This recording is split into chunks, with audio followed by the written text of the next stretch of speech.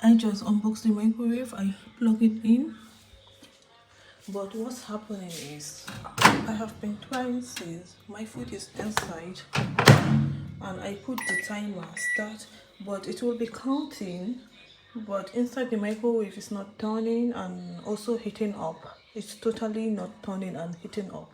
I have been trying like 5 times. It is not still showing, and as you can see the time is reducing, but nothing is happening.